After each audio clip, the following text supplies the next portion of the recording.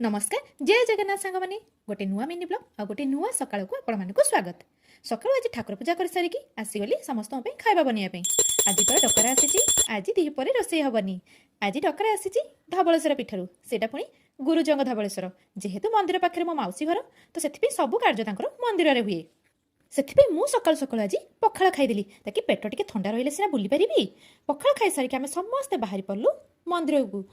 जेहेतु आम लेट्रे पहुँचलु से मंदिर पहड़ पड़ जाता हेले कौन हम आम बाहर दर्शन करके आसलु मंदिर दृश्य न कहले चले कारण जुआड़ू जिते आसुता आग से स्पेशली से पोखरी मत भी एत सुंदर लगे से पोखरी स्पेशली मत जमी लगुला पोखरीटा बना ही आउे जमी ही कम हो लगुच जमीक फटोसुट होता बुलाबुली सारिकी आसीगलु प्रसाद खायापी समस्ते डकाडकी होगी बसी पड़लु कारण जेहेतु एत दिन पर समस्त सहित देखाई प्रसाद खाई सारापर समस्ते जावाई बाहर हेले कौन हम एत दिन पर झील आसी पुणी न नहीं केमती जीव ओहो टंका पैसा नुह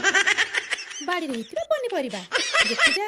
मत तुम जाच कि न जाच मु तो तुम झील मत तुम जाचिले भी नेबी न जाचिले भी मु मागिकी नहीं जीवी तो से देखिकी लोभ न सहीबार मु कहली मत तुम जहाँ तुम बाड़ी अच्छी मत सब टिके टिके दे दियो कारण जेहेतु मु ये जिनस देखिले सही पारुनी लोभीटा बोली जहाँ बाड़ी सब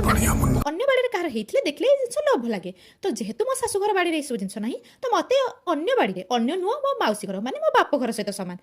राति खाଇବା बनेइथिले रुटी आ भजा खाई सारिके टिके पढ़ापढ़ी करिके रहिली। जय जगन्नाथ।